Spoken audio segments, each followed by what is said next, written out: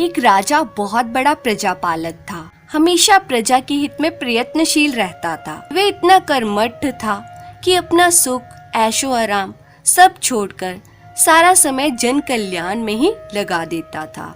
यहाँ तक कि जो मोक्ष का साधन है अर्थात भगवत भजन, उसके लिए भी वह समय नहीं निकाल पाता था। एक सुबह राजा वन की तरफ भ्रमण करने के लिए जा रहा था कि उसे एक देव के दर्शन हुए।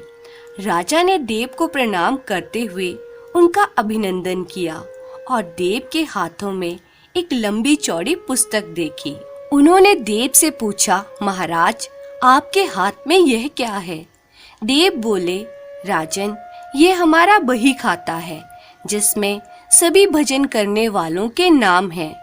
राजा ने निराशा युक्त भाव से कहा, कृपया देखिए तो इस किताब में कहीं मेरा नाम भी है या नहीं। देव महाराज किताब का एक एक पन्ना उलटने लगे, परंतु राजा का नाम कहीं भी नजर नहीं आया।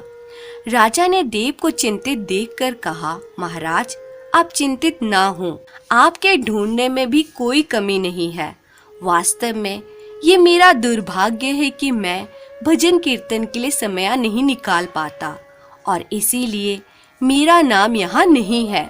उस दिन राजा के मन में आत्मग्लानि सी उत्पन्न हुई, लेकिन इसके बावजूद उन्होंने इसे नजरअंदाज कर दिया और पुनः परोपकार की भावना लिए दूसरों की सेवा करने लग गए। कुछ दिन बाद राजा फिर सुबह वन की तरफ टहलने के लिए निकले तो उन्हें वही देव महाराज के दर्शन हुए। इस बार भी उनके हाथ में एक पुस्तक थी। इस पुस्तक के रंग और आकार में बहुत भेद था और ये पहले वाली से काफी छोटी भी थी। राजा ने फिर उन्हें प्रणाम करते हुए पूछा, महाराज, आज कौन सा बही खाता आपने हाथों में लिया हुआ है? देव ने कहा, राजन, आज के बही खाते में उन लोगों का नाम लिखा है जो ईश्वर को सबसे अधिक प्रिय हैं। राजा ने कहा, कितने भाग्यशाली होंगे वे लोग। निश्चित ही वे दिन रात भगवत भजन में लीन रहते होंगे। क्या इस पुस्तक में कोई मेरे राज्य का भी नागरिक है? देव महाराज ने बही खाता खोला और ये क्या, पहले पन्ने पर पहला नाम राजा का ही था। राजा ने आश्चर्यचकित होकर पूछा, महाराज, मेरा नाम इसमें कैसे लिखा हुआ है? मैं तो मंदिर भी कभी कभार ही जाता हूँ। देव ने कहा, राजन, इसमें आश्चर्य की क्या बात है?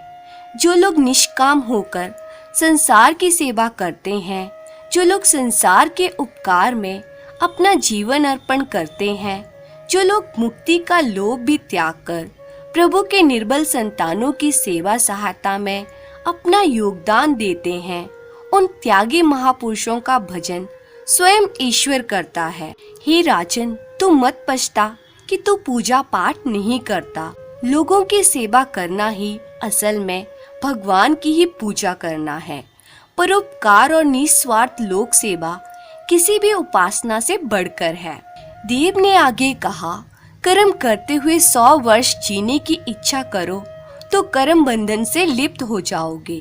राजन, भगवान दीन दयालु हैं, उन्हें खुशामद नहीं भाती बल्कि आचरण भाता है।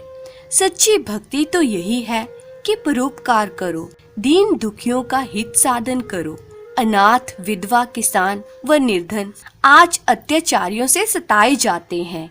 इनकी यथाशक्ति सहायता और सेवा करो और यही परम भक्ति है। राजा को आज देव के माध्यम से बहुत बड़ा ज्ञान मिल चुका था और आज राजा भी समझ गया कि परोपकार से बड़ा कुछ भी नहीं और जो परोपकार करते हैं वही भगवान के सबसे प्रिय होते हैं। मित्रों, जो व्यक्ति निस्वार्थ भाव से लोगों की सेवा करने के लिए आगे आते हैं, परमात्मा हर समय उनके कल्याण के लिए यत्न करते हैं।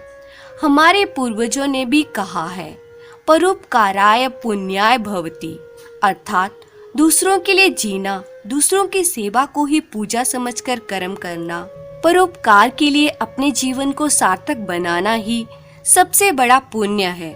और जब आप भी ऐसा करेंगे तो स्वतः ही आप ईश्वर के प्रिय भक्तों में शामिल हो जाएंगे। धन्यवाद।